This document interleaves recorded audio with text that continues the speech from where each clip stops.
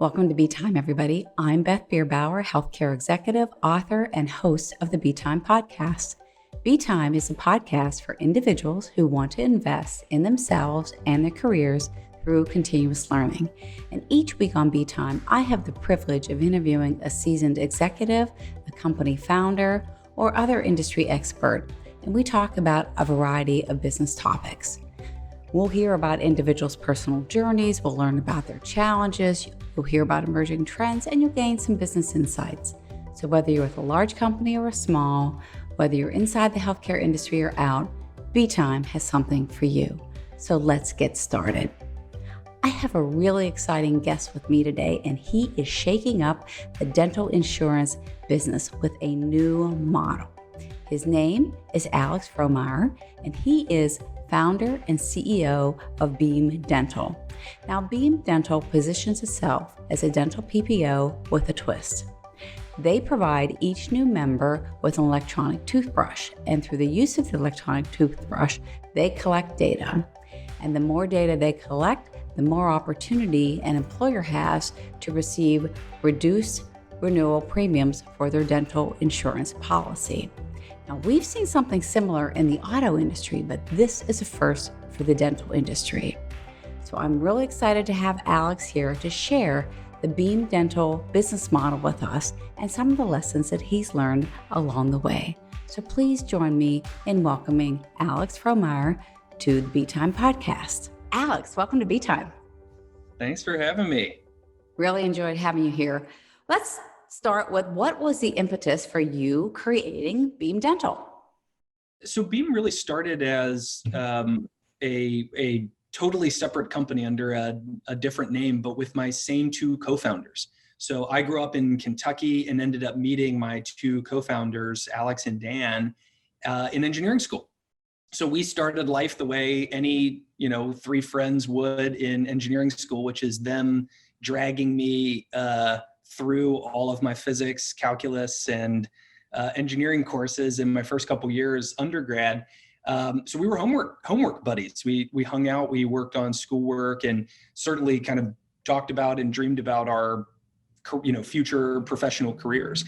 And what really made our friendship turn into something more than that was we all expressed an interest to do something beyond the expectation that was set for us by kind of everyone in our program at the time, which is you graduate, you try to get the best paying job at the most, kind of established business, right? The big oil refinery job would have been hot right then, or, you get the big Dow Chemical job or the big GE job. And that was success for recent grad engineer. And, we desired something different. We saw the opportunity to be entrepreneurs, but pretty indirectly. And so how that translated into dental insurance, of all things, was through some of our family members. So right during that time when we were, undergrads and just post-grad, we were thinking about, well, how do we avoid essentially getting big boy jobs when we graduate? And my sister at that time had just got into dental school. So she was going through her program, is now a dentist, married a dentist who comes from a family of dentists. And so we had all these people floating around. One of the other co-founders, his mom's a dental hygienist and has been her whole career. And so all of a sudden we had this reason to look at an area that we were already very fascinated by, which was the intersection of technology and healthcare. We were undergrads from 2006 to 2010. The Affordable Care Act passes right in the middle of that. All of a sudden, there's this national conversation about, access to care and health equity. New companies started popping up that were helping consumerize health. Fitbit was very notable to us at that time. And the smartphone revolution was happening at that time as well. And folks were imagining how the smartphone could play into health data capture and better, managing chronic conditions and that type of thing. Much of which has come true a decade later. But that started getting our wheels turning about healthcare, but specifically dental health, because of our family members that were involved in the industry, and ultimately led to the creation of Beam Dental in 2012, which was focused from the beginning on a mission of health equity, access to affordable dental care for all people, we thought it was amazing that the Affordable Care Act was helping address the gap in health coverage, which was, most estimates were somewhere around 40 million people at the time didn't have healthcare access. Well, like 110 million people didn't have dental care access. A different set of reasons why, but we thought it was important to also attack that problem. And that's been our North Star ever since. Oh, that's good. And we're going to talk about some of the benefits of good oral hygiene here in a second. Now, Alex, the way dental insurance works, and I know I used to run a dental company. They take your premium, and then what you get back is you get coverage of certain services, but you actually invest more. So why don't you share with our audience what it is that Beam Dental is doing this different? Yeah, it's a great tee up. The way I think about Beam is, in our value proposition, is in three distinct pieces: easy, smart, and preventive. So easy, from our perspective, is about taking what's also a very complex product, no matter what insurance product. A lot of the public doesn't really understand what's a premium and what's a deductible again, and how do I do this thing, and why didn't I get coverage for that one thing, but I did get coverage for that other thing. There's lots of math, lots of percentages. It's a complex product, even when it's attempting to be its most simplified version of itself. And so we see and have seen the opportunity for all of our stakeholders, and Beam distributes with the help of employee benefits brokers. We sell to employers who are then offering our dental insurance as an employee benefit.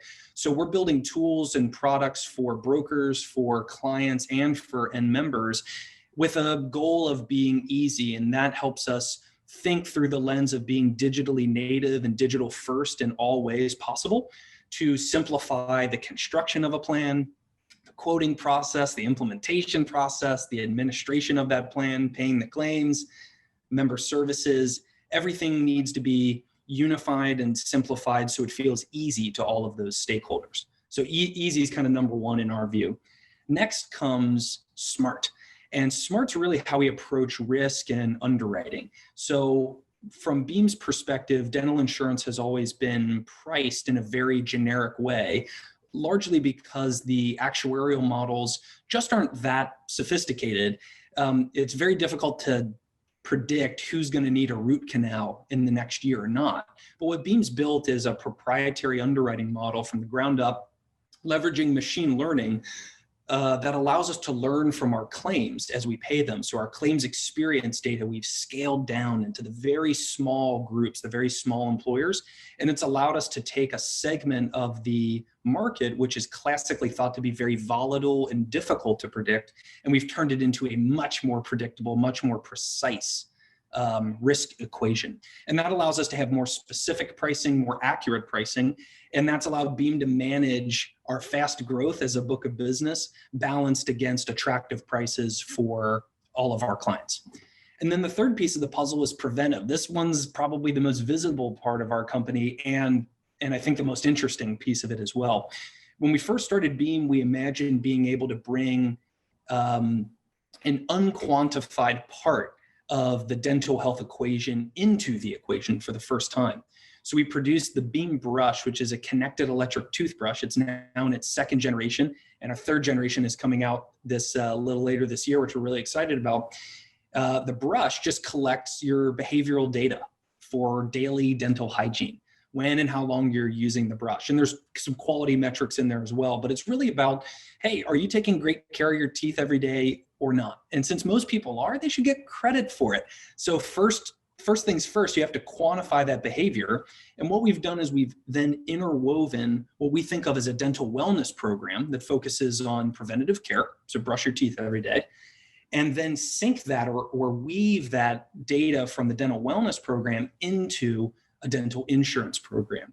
And since Beam administers both the insurance product and the wellness program, it's essentially like having both Fitbit and Humana all under one roof. It's one company with all of the, correct talent and the synchronization of all of the parts of our customer journey, all sitting inside the same teams and working in harmony. And that's allowed us to build a customer experience that's just totally different than anything else in the market today. Any of our new members, when they enroll at Beam, they get sent the brush, and it's included in the plan itself. And then just by using the brush, your insurance improves itself essentially over time. So by demonstrating good oral hygiene, your actuarial models and your artificial intelligence that you're leveraging are able to basically predict the fact that there are going to be fewer root canals, there are going to be fewer cavities. And so that's how you can keep your premiums competitive, even though you're investing in a toothbrush and heads and premium reductions. Do I have that right? That's exactly right. And that's really where the easy component, the smart component, and the preventive component of our value proposition are all working together.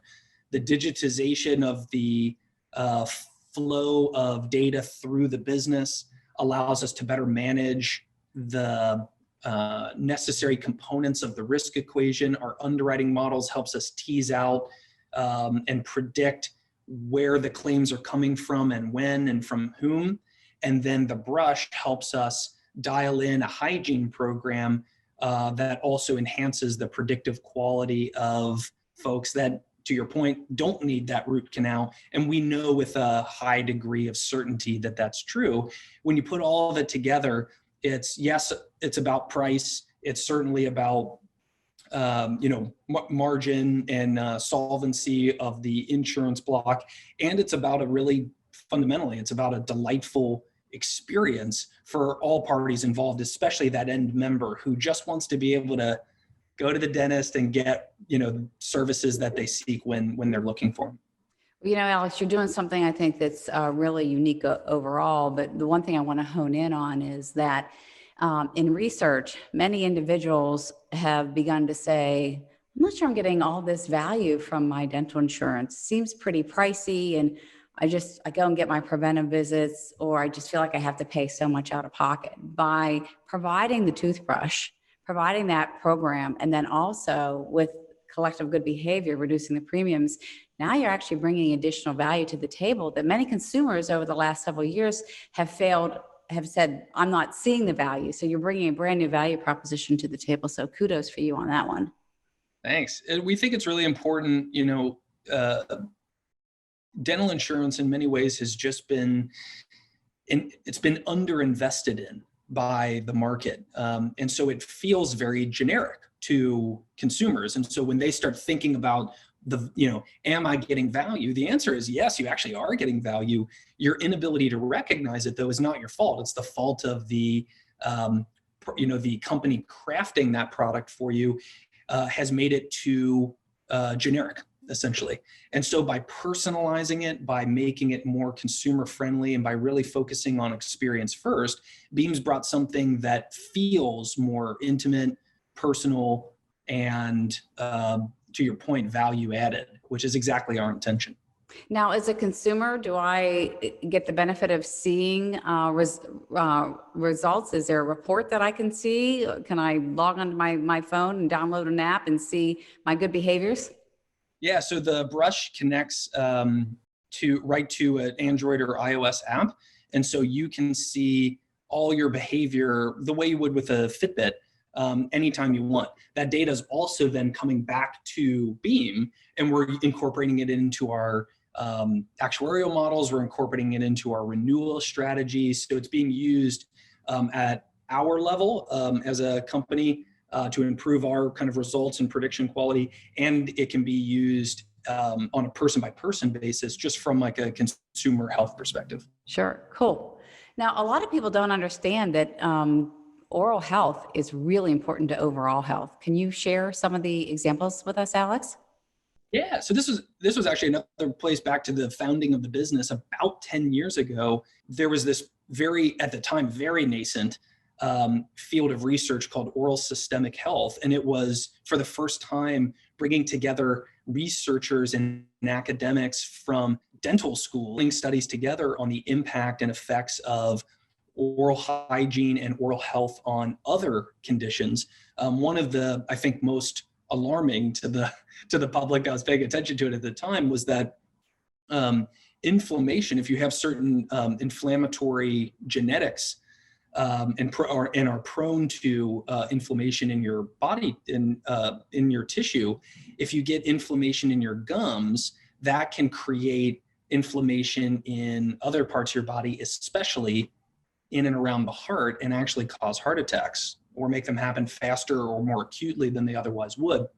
And so periodontitis, gum disease, was actually correlated to and somewhat causal to heart attacks. And that felt very alarming, I think, for folks that were seeing the research as it started to come out. Since then, this field of research, which is still in its early stages, have established connections between oral health and dementia, diabetes management, and a handful of other, kind of chronic diseases and or conditions in the body. And it really underscores something that sounds obvious once you say it out loud, which is that the mouth is part of your body, and what happens there is going to have an effect on the rest of your body. Some of the thinnest tissue, and therefore the most accessible to things from the outside, is in your mouth. Your gums are amongst the thinnest tissue that you have, and it matters. And so what we're seeing more and more of, especially in the healthcare community, is an interest in better synchronization between dental professionals and health professionals, dental insurance and health insurance, et cetera. And we think that's a really good trend. Oh, I would agree 100%. And other countries cover basic exams because they understand that connection. And we're catching up here in the United States on that. But I think it's really important for people to know that. So thank you for sharing that. Now, can you share a little bit about how large Beam is? I mean, can you tell us how many members you have? And are you national in scope, Alex? Yeah, so we're almost national. I call us quasi-national. So we have 42 states of regulatory coverage today, and we're continuing to crank away on the map. So we expect to be in all or virtually all states by the end of the year. Focused on the group markets, so we're working with employers that are domiciled in those states around the country. But we have a network of dentists that is nationwide, and we've at this point sold hundreds of thousands of policies and growing very quickly as a business. So we've gone from we launched our first state, which was California, in 2016. And so we've gone from just California, 0 policies, to 42 states and hundreds of thousands of policies in about 5 years, which feels great, but also just getting started as a business. Well, congratulations. And tackling California first, that's pretty brave. No, frankly, we didn't do it on purpose. We filed in a bunch of states, and California was the first that came through. And we never. I'm still curious about why, because their reputation is certainly to be more. Is probably not the place you would think to start. But for us, it's worked out great. We found, obviously, it's a gigantic population. We found many of our early broker relationships to be very positive and well received in California's very innovation friendly economy, which ended up being the perfect place to launch from. Great. Now, do you have any competitors that have started copying what you're doing? And if so, can you share a little bit about what's next? Yeah, well, so certainly no competitors directly copying Beam's business model. And I think there's a reason for it. I mean, really, if you think about Beam's value proposition, it requires a heavy dose of very difficult talent to find in and of itself, but then putting it all together gets really specific. So Beam manages our own toothbrush program completely. We design, develop, manufacture, assemble, and ship the brush itself. So, and that has certain advantages to our ability to plan inventory and make sure the right brush shows up on the right doorstep at the right time. But that requires talent across logistics, manufacturing, hardware, development, tool making. That's like a whole business in and of itself that, any insurance company has never worked with that talent before, nor has it inside their business today. For us, it was true of the business in its earliest days. So it's always been just woven into the company. And you think about incumbent insurance businesses as well, they're all working to digitize themselves. The digital transformation is somewhere in process today. Another place where Beam started. That's a digitally native business. So we have the ability to accomplish our easy, smart, and preventive value proposition with the talent that we really started with in the business. So we've been scaling on top of that foundation from day one. I think that makes our business model very difficult to replicate because you're kind of attaching it on to the side of an already existing thing versus starting with it the way we did. But what we have next in 2021 and beyond is incredibly exciting.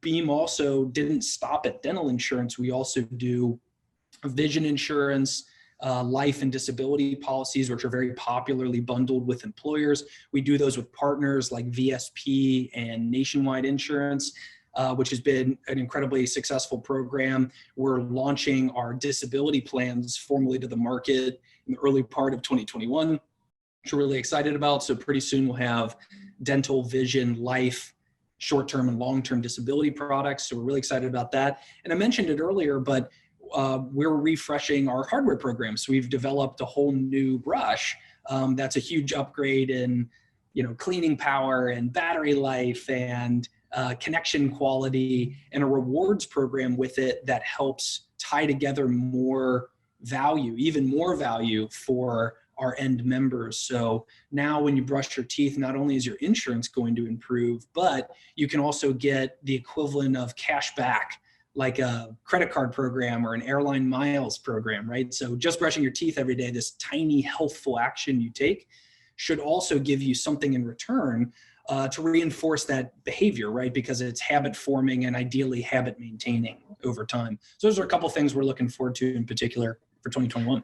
Well, the vertical integration that you've done, Alex, is just absolutely incredible. That's what's really helped you, I think, change the game, if you will, for dental insurance. And certainly your background in with your master's of engineering from the University of Louisville, or U of L, as those people in and around from the Louisville area say, has really helped you and your co-founders to be able to do that vertical integration. So hats off to you. That's really amazing. We talk a lot on the podcast about changing the game, that it's not about playing by the same rules and being incrementally better. If you really want to differentiate yourself, you have to create a new game. And that's exactly what you've done here. And I can tell you that I'm sure many of our listeners are going to be knocking on the doors of HR, sending them emails saying, why don't we have this company? Why don't we have this Beam Dental? So hats off to you. But let's talk about, you did go to U of L. Yes. And as I said, many of our listeners are from the Louisville area and are alumni of that school, so they'll be happy. But then you started a company basically right out of school. So what leadership challenges did you face, or how did that affect you as a leader?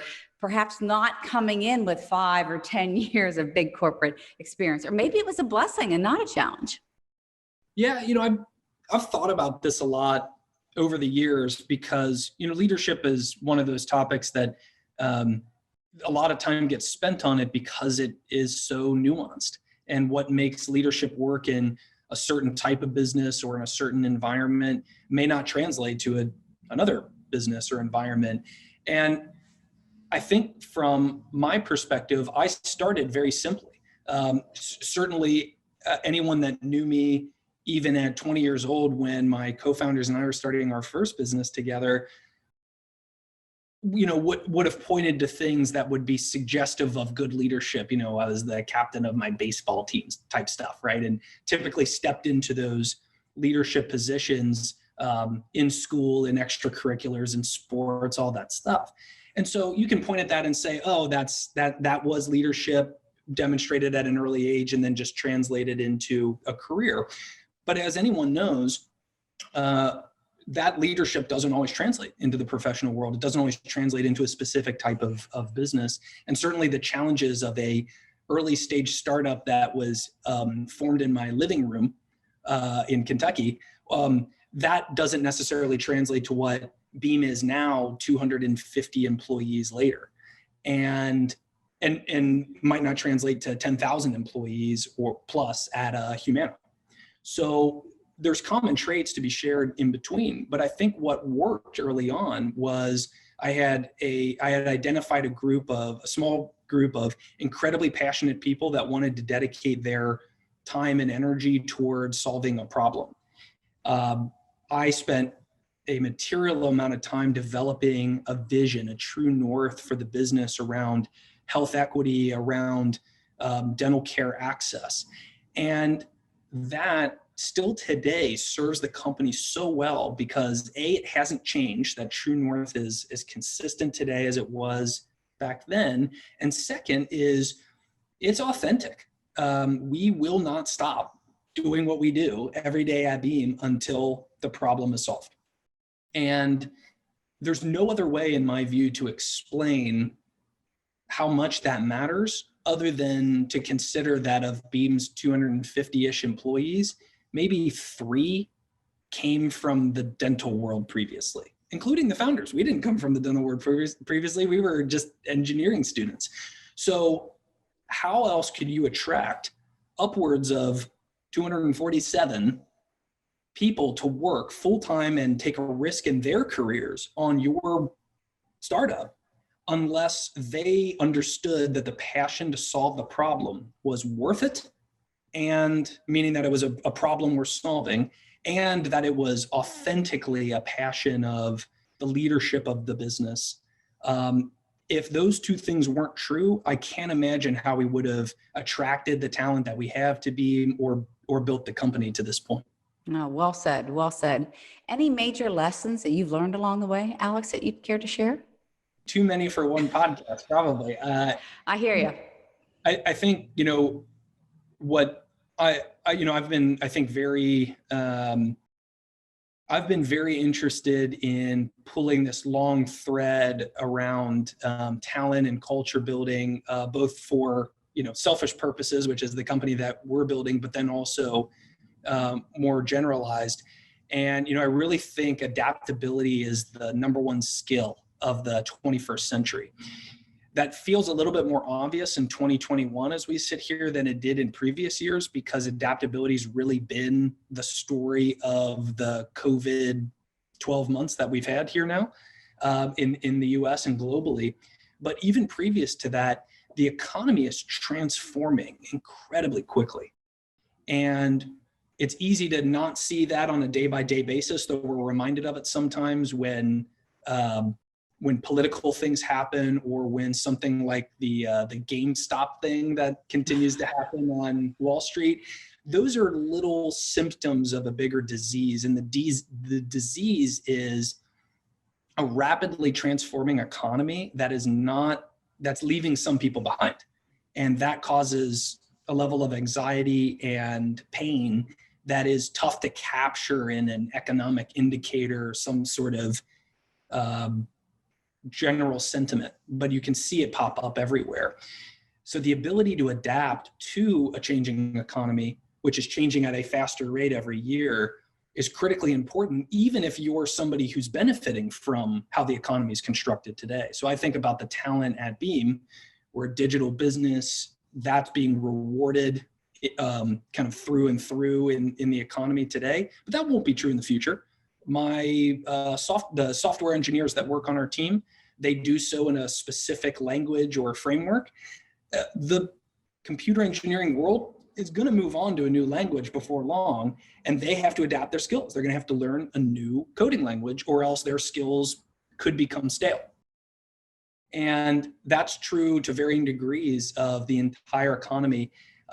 So when I think about the challenges that Beam's overcome to just exist, and frankly, and then also be scaling and becoming rapidly more valuable as a company, it's been our ability to meet each challenge, adapt to it quickly, and then become that much, smarter, more sophisticated, more stable as a business as we hit each challenge.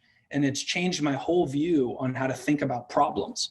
A problem used to be seen as a negative thing that needed to be solved and rectified. I now see a problem as an opportunity to put another brick into the foundation. It's a slightly stronger foundation every time we overcome that challenge, because we've adapted to a different world. So the building that we're building might end up looking actually quite different than what we might have imagined at the beginning, but the adaptability was really the way we navigated all those challenges and got there. And this works at the company level, at the leadership level, at management level, and for a brand new individual contributor that just came out of school. Like, adaptability, if you have it, is going to benefit all the rungs of the ladder and the ladder itself. Well, adaptability is really key. And one of the things that we do here on the Be Time podcast is it's all about investing in yourselves and your career, because we know you have to be flexible, you have to be adaptable because the world is changing. Sort of that saying, what got you here is not going to get you there. So you have to keep learning. You have to be dynamic. So thank you for sharing that. And I'd also share that having it easy is not an opportunity for learning. You really learn from the challenges that you face. And I love the way you say that it really creates a foundation. It's a new brick in the foundation for every challenge that you face. Well, because we are learners on this podcast, Alex, we do like to ask our guests what books they're either currently reading, or is there a book or two that has inspired them, and what is on your podcast playlist? Well, so for books, maybe I'll do one fun one and one professional one. So the fun one is a book called Americana. Just finished it, actually. It is a story of the history of America told through the lens of capitalism, which is really interesting. It goes through mostly familiar examples that we all know through the history of America, its founding, the Revolution, slavery, the Civil War, the Gilded Age, all the way through to the recent past. But the lens overlaying it is, how did economics, how did the profit motive influence where people moved in the United States, why the states organized themselves the way they did early on, why the wars were actually fought, what influenced the building of many of the iconic pieces of infrastructure we have in the US, how the role of the government changed in that context over hundreds of years. Absolutely fascinating. For anybody who likes history and economics, it's a good blend of the two. And then my other book is called No Rules Rules. This is Reed Hastings, the founder of Netflix, his new book. And for those not familiar with Reed or why Netflix is famous beyond watching all the content, is their culture. And so they have been leaders in articulating, having a very unique culture and then articulating it in a way that has helped many other businesses, including ours at Beam, better articulate its culture. So this book is really about how to transform a business to increase its talent density and its commitment to clearly articulating its vision, its cultural values, and then making it unique to that business, reinforcing, the key thing about culture is that it's not what you say, right? Like, we value hard work, right? But if nobody works hard, people will take the cue of what actually happens, not what you say is going to happen. So Reed's very good about connecting, the behaviors that you do, not just the things that you say or you want to be true about a business. So that's really valuable if you're, managing people full stop, like at any level of any organization. It's a really good book to, like, every page you have to think about how it applies, because it's rich with those kind of anecdotes and thoughts.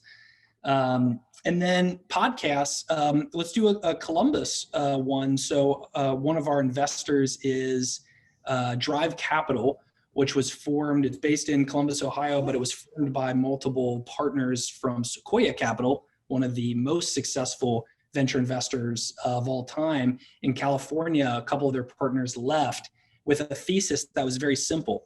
There's not too much venture capital in California, but there's a heavy concentration of venture capital in California, New York, Boston, Seattle, and there's not enough of it in the Midwest.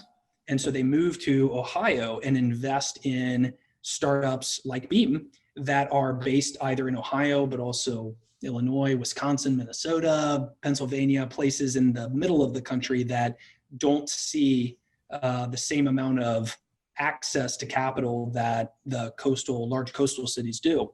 And they have a podcast called Differential that tells stories from some of the startups that have been built or are being built in the Midwest, and some people that have successfully built incredible companies in the Midwest, way before it was cool and highly visible.